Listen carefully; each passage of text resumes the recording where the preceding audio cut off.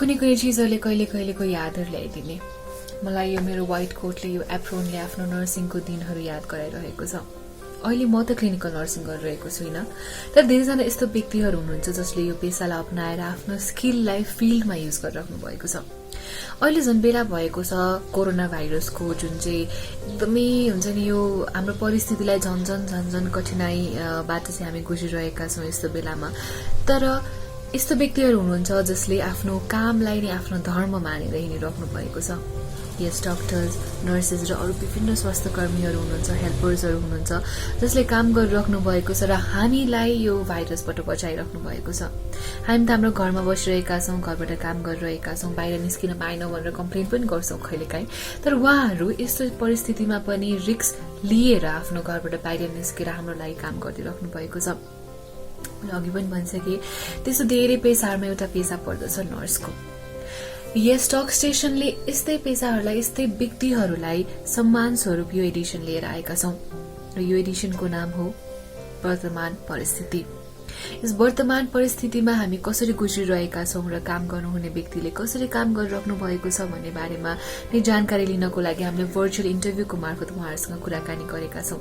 केही प्रश्नहरू गरेका छौं र त्यही प्रश्नहरूको उत्तर नै आज इन्टरभ्यूको रूपमा तपाईहरुको माझमा लिएर आएका छौं। आज हेरौं वर्तमान परिस्थितिको पहिलो एपिसोड नर्सेसहरूको लागि र नर्सेसहरूको बारेमा नै आज हामी सुन्नेछौं र कुरा पनि गर्नेछौं। How would you describe your primary role in helping the community in times like this? Yes corona संक्रमणको परिस्थितिमा तपाईको प्राथमिक भूमिका के रहेको छ जस्तो लाग्छ? कम्युनिटीको कुरा गर्नुपर्दा कम्युनिटीको अरू मेम्बर्सहरूको के कस्तो भूमिका हुन्छ, मेरो पनि त्यस्तै नै भूमिका रहेको हुन्छ। तर यस्तो महामारीको बेलामा अरू हेल्थ रिलेटेड कुराहरू जब आउँछ तब एज अ नर्स प्रोफेसनले गर्दा नै मेरो भूमिका अलिकति बढी हुन जान्छ। अब अहिले कोभिड-19 कै कुरा गर्नुपर्दाखेरि कोभिड-19 को बारेमा भनिदिनुपर्ने हुन्छ, कसरी डिस्टेन्सहरू मेन्टेन गर्ने, सेल्फ क्वारेन्टाइनदेखि लिएर अरू आइसोलेसनहरूको कुराहरू, मास्क लगाउने कुराहरू, ह्यान्ड वासिङ, हाइजिन मेन्टेन गर्ने कुराहरू सबैको बारेमा क्लियरली एक्सप्लेन गरिदिनुपर्ने हुन्छ। अहिले अब डिफ्रेन्ट सोसियल मिडियाहरूमा पनि कति न्युजहरू आइरहेको हुन्छ, कति कुराहरू फ्याक्ट हुन्छ, कति कुराहरू फ्याक्ट हुँदैन। यस्तो बेलामा चाहिँ कम्युनिटीको पिपलहरूको मिसकन्सेप्सनहरू क्लियर गर्नुको साथसाथै यस्तो अब सिचुएसन कतिको सिभियर छ, यस्तो सिचुएसनमा कहाँबाट हेल्प लिन सकिन्छ, कसरी हेल्प लिन सकिन्छ भन्ने कुरा चाहिँ एज अ नर्स चाहिँ मैले एक्सप्लेन गरिदिनु पर्ने हुन्छ। हाम्रो अहिले कम्युनिटीमा जुन प्राइमेरी रोल भनेकै नर्सिङ हो। हामी हस्पिटल गएर एज अ नर्स जुन सेवा प्रदान गर्छौँ त्यो नै हाम्रो अहिले कम्युनिटीमा प्राइमेरी रोल रहेको छ। म स्वयं पनि स्वास्थ्य कार्यकर्ता भएकोले म लगायत अन्य सम्पूर्ण स्वास्थ्य क्षेत्रमा आबद्ध व्यक्तिहरू यो क्राइसिसको अवस्थामा प्रत्यक्ष रूपमा महत्त्वपूर्ण जिम्मेवारी रहेको महसुस गर्दछु, जसले बिरामीहरूको प्रत्यक्ष रूपमा स्याहार गरिरहेका हुन्छन्। उनीहरूको बिरामीलाई शारीरिक रूपमा मात्र नभई मानसिक र भावनात्मक रूपमा पनि रोगसँग लड्ने हौसला प्रदान गर्नुमा उनीहरूको ठूलो भूमिका हुन्छ। संक्रमित भई अस्पतालमा भर्ना हुनुभएका बिरामीहरूलाई स्वास्थ्य सेवा प्रदान गर्न अग्रपन्थीमा नर्सहरू नै हुन्छन्। The nurses are the potential pillar in the health sector. They are important in hospital as well as they are important in community. Nurses let's say proper hand washing techniques, proper use of sanitizer, the masks, importance of social distancing technique बारे कम्युनिटीको मान्छेहरूलाई चाहिँ अवेर गर्न सकिन्छ।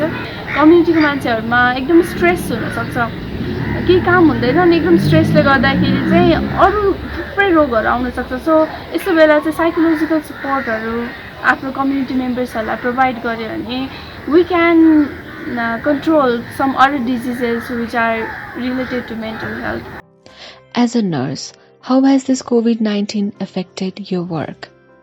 आफ्नो क्षेत्रमा काम गर्नलाई यो संक्रमणले र लकडाउनले कतिको असर पारेको छ? वर्कमा इफेक्ट भएको क्याटेगोराइज गर्नुपर्दाखेरि चाहिँ यसलाई अब हामी डिफ्रेन्ट क्याटेगोरिजमा डिभाइड गर्न सकिन्छ। एउटा भनेको चाहिँ फङ्सनल्लीको कुरा गर्दाखेरि चाहिँ अहिले हेर्दा अवस्था हामीले काम गर्दाखेरि पहिला जसरी काम गरिरहेको थियो त्यसरी काम गरिरहेको छ एकदम सिस्टमहरू नै डिफ्रेन्ट भइरहेको छ वर्किङ आवर्सहरूदेखि लिएर सबै कुराहरू चाहिँ डिफ्रेन्ट भएको छ अर्को इफेक्टको कुरा गर्नु पर्दाखेरि चाहिँ फिजिकल्ली र साइकोलोजिकल्ली पनि हामीलाई एकदम इफेक्ट भएको छ अब वर्किङ आवर्सहरू पहिलाभन्दा बढी भएको छ र पेसेन्टहरू के कस्तो हो भन्ने कुरा थाहा नहुँदाखेरि चाहिँ अब फिजिकल स्ट्रेसहरू त भयो साइकोलोजिकल्ली एङ्जाइटीहरू पनि बढ्ने एकदम अब डरमै काम गर्नुपर्ने हुन्छ कहिले हामी एक्सपोज भयो भने आइसोलेसनमा बस्नुपर्ने हुन्छ उहाँहरू घर जान पाउनुहुन्न अब घरमा जाँदा पनि त्यो बच्चाहरू खुट्रा खुलेर आफ्नो मम्मीसँग आइरहेको हुन्छ यस्तो हुँदाखेरि चाहिँ आफू सँगसँगै हामीले आफ्नो फ्यामिलीलाई पनि रिस्कमा राखेको छौँ भन्ने कुराले चाहिँ साइकोलोजिकली यसमा पनि अलिक इफेक्ट भएको छ सोसियली पनि एकदम धेरै इफेक्ट भएको छ socially in terms of positive र नेगेटिभ दुईटै एस्पेक्टमा इफेक्ट भएको छ अब पोजिटिभको कुरा गर्दाखेरि जस्तो अब कतिजनाले त हामीलाई प्रेस पनि गरिरहनु भएको छ मिडियाहरूमा हामीले कति देखिरहेका छौँ कति हेल्थ वर्करहरूलाई कोठाबाट निस्किनु भन्ने कुराहरूदेखि लिएर उहाँहरूलाई मेन्टल टर्चरहरू दिएको कुराहरू पनि हामी सुनिरहेकै छौँ nowadays we are more prone to the infection पहिला भन्दाखेरि पनि र साथसाथै हाम्रो ड्युटी सेड्युलहरू पनि एकदमै हेक्टिक हुँदै गइरहेको छ र यसमा थप्नु पर्दाखेरि चाहिँ ट्राभलको लागि फ्रम होम टु वर्क र वर्क टु होम ट्राभलिङको लागि लकडाउनको कारणले टु सम एक्सटेन्ट चाहिँ एफेक्ट गरेको छ अस्पतालहरूले पहिलाभन्दा धेरै सतर्कता अपनाउनु परेको छ व्यक्तिमा देखिने सङ्क्रमितको लक्षणहरू पनि देखिन टाइम लाग्ने भएको कारणले गर्दा हस्पिटलको परिसरमा आउने व्यक्तिहरूमा चाहिँ सङ्क्रमित छैन भनेर भन्न मिल्दैन त्यस कारणले गर्दा हस्पिटलमा काम गर्ने स्वास्थ्य कर्मीहरू पहिलेभन्दा बढी नै सेफ भएर काम गर्नुपर्छ It is affecting me physically as well as mentally. I'm concerned about my patient, but at the same time, I'm anxious too. I'm scared, probably not for me, but for my parents, because I know they are vulnerable. I really do not want to be the carrier, and I do not want to affect my family members. Wearing that PPE suit for those long 12-hour shift and working continuously without food and proper sanitation is really stressful. At the same time, the increasing number of infection and the increasing number of death sometimes made me depressed. Sometimes I think most of the nurses are depressed because of the increasing number of infection day by day. What is your motivation in times like this?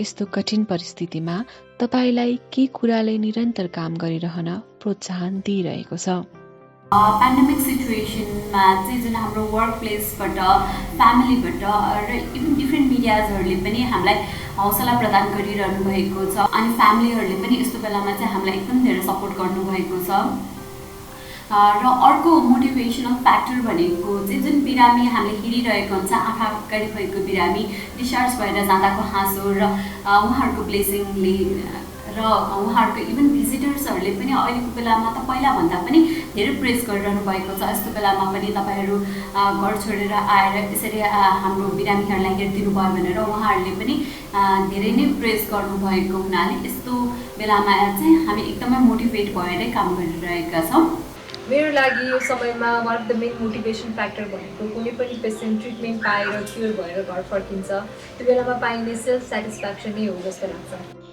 जब बिरामीहरू हस्पिटलमा भर्ना हुन आउनुहुन्छ नि त्यो बेलामा उहाँहरू विभिन्न समस्याबाट पीडित भएर आउनुभएको हुन्छ तर उहाँ जब निको भएर घर जान थाल्नुहुन्छ त्यो बेलामा उहाँहरू मुस्कुराउँदै हामीलाई धन्यवाद भनेर आशीर्वादहरू पनि दिनुहुन्छ त्यो बेलामा पाउने सन्तुष्टि नै हाम्रो पेसाको सबैभन्दा ठुलो प्राप्ति हो म यस क्षेत्रमा लाग्दा जुन सेवा र जिम्मेवारीको संकल्प गरेर आएको थिएँ त्यसलाई पूरा गर्ने समय सायद यही हो र यही नै मेरो प्रेरणा हो This beautiful line from a book of Nightingale which says that in love you find out what you want to be and in war you find out who you want to be.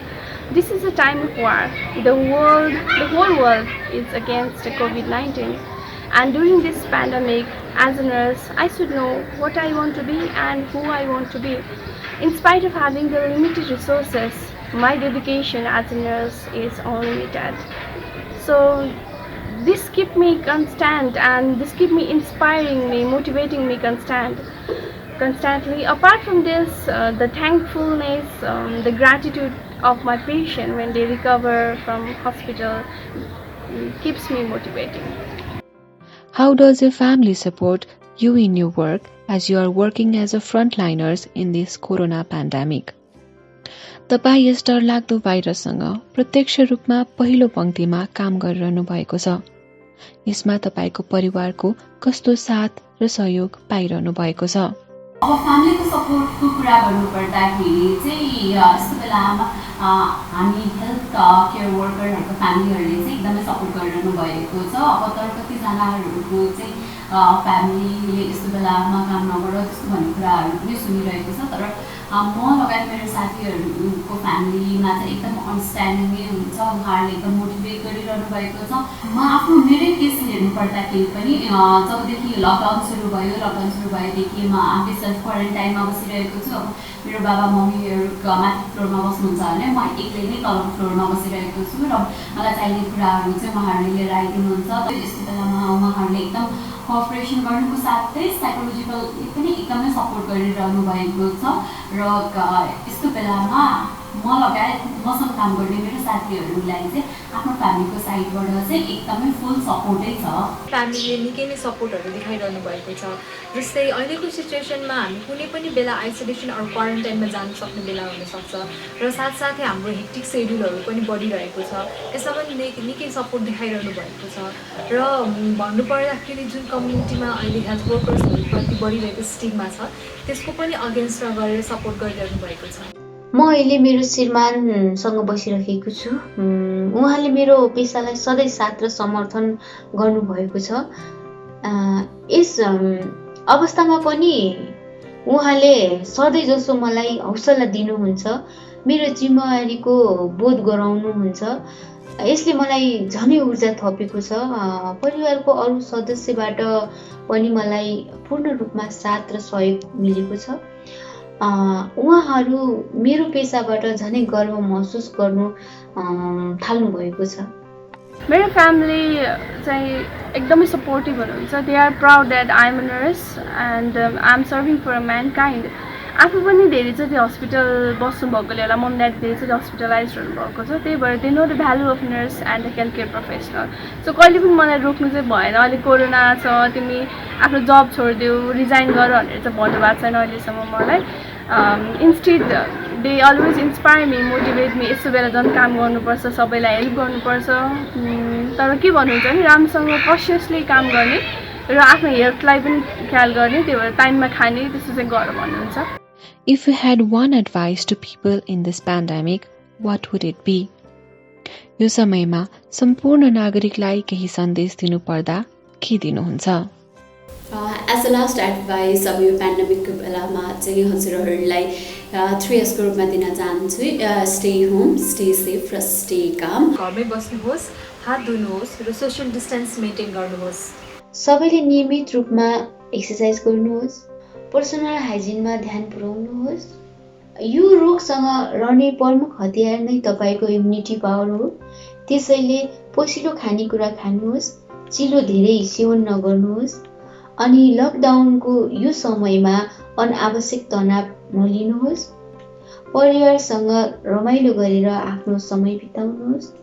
म चाहिँ एउटा advice के दिन चाहन्छु भने for general people as well as for medicals.